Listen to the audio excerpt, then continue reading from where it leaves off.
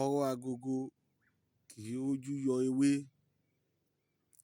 àfòmọ́ ọ̀pẹ kì í rójú ta egbò wọ ilẹ̀ẹ́lẹ̀.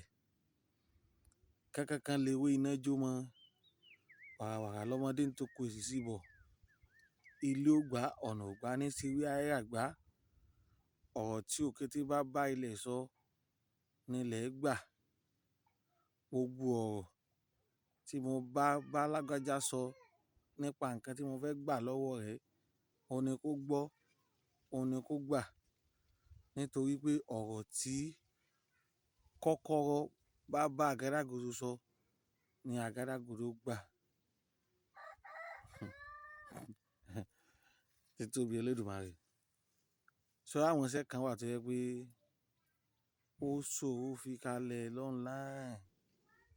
Irú rẹ̀ ni irú iṣẹ́. So iṣẹ́ àwọn engineer, àwọn contractor, àwọn business personnel, tí wọ́n gba contract, tí wọ́n máa ń gba business, tí wọ́n máa ń gba ọjà ńláńlá lọ́wọ́ èèyàn, tí wọ́n sì dá owó náà padà. Àwọn ni wọ́n ní iṣẹ́ yìí. Àwọn náà ní irú iṣẹ́ yìí. Ohun tí iṣẹ́ wà fún ni pé kó ní nǹkan tó fẹ́ gbà lọ́wọ́ èèyàn, tó sì mọ̀ pé wàá dáwó rẹ̀ padà ní tilẹ̀ tọ́lọ́run. Ṣùgbọ́n àwa mẹ́wàá la fẹ́ gba contract, èmi mo fẹ́ kán gbé fún. A bá ti dé ibi presentation, èmi mo fẹ́ kán fún. Mo ń lọ ibi iṣẹ́ báyìí, ọ̀rọ̀ tèmi mo fẹ́ kán gbọ́, ọ̀rọ̀ tèmi mo fẹ́ kán gbà. Àlọ́jọ́ ń jà sí nǹkan pé jíjà tí mo mean sí kì í ṣe pé bóyá èèyàn fagídí báwo mo ṣe fẹ́ presentation pé èmi náà fẹ́ lọ sọ pé ọjà tèmi mo mọ kíní yìí ṣe jù. Èmi ni mo ta jù, èmi ni mo mọ̀ ta jù. Èmi ni mo lè tètè bọ́ tajà rẹ, èmi mo lè tètè bọ́ polówó ọjà rẹ. Èmi mo fẹ́ kẹ́ gbé iṣẹ́ yìí fún. Ó sì fẹ́ kán gba tiẹ̀. Ó fẹ́ kán fún ọ lówó kó fi ṣe business, kó fi ṣokòwò. Ó fẹ́ kí èèyàn kọjá fún ọ, kó ṣe fún ọ, kó gbà fún ọ. Olólùfẹ́ méjì, ọkọ ti ẹni, aya ti ẹni, olólùfẹ́ ti ẹni, ìṣọkùnrin sóbìnrin tí ó ní lọ́wọ́ ṣùgbọ́n tí ò fẹ́ fún ọ, tó sì fẹ́ kó fún ọ. Eléyìí ṣàfọ̀ṣẹ o.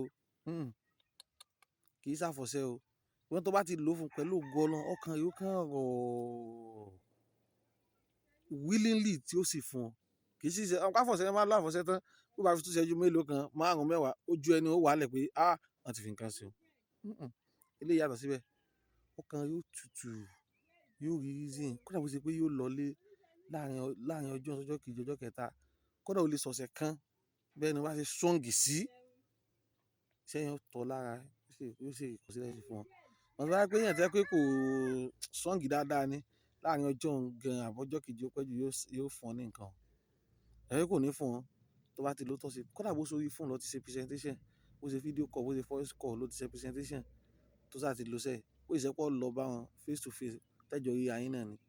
Tó bá ti lò iṣẹ́ yìí pẹ̀lú ògo Ọlọ́run, ẹni yóò fún ọ ní nǹkan. Sọ pé àgádágodo pé oríṣiríṣi. Àgádágodo eléyìí ohun tó wà fún ni pé kí èèyàn fẹ́ gba nǹkan lọ́wọ́ èèyàn, òun ni wọ́n ń lo iṣẹ́ yìí fún. Àgádágodo tó confirm ni. Àgádágodo tó confirm ni. Ẹni yẹn ò ní lè ṣe nǹkan kan mí, kò ní ojú ààyè nǹkan kan mí tí ó fi ṣe nǹkan tó fẹ́ kó ṣe fún ọ, tí ó fi gbọ́ títí ẹ. Iṣẹ́ yìí kì í ṣiṣẹ́ tí èèyàn kan lè máa pín káàkiri just anyhow. Iṣẹ́ tí èèyàn kan lè máa pín káàkiri. Ẹni tó bá serious ni o, tó serious tó mọ̀ pé òun fẹ́, tí ń ṣe èyí tó mọ̀ fọ ọ̀rọ̀ pamọ́, yájọ láàsì, yájọ sọ̀rọ̀, yájọ bá ara sọ̀rọ̀. Ohun tí mo fẹ́ lò fún ni kì í ṣe ká burú báyìí ni. Àti jọ sọ, tó bá lè ṣe, a ṣe fún. Ṣùgbọ́n at least èèyàn ó mọ̀ èèyàn tí èèyàn fẹ́ ṣe nǹkan fún.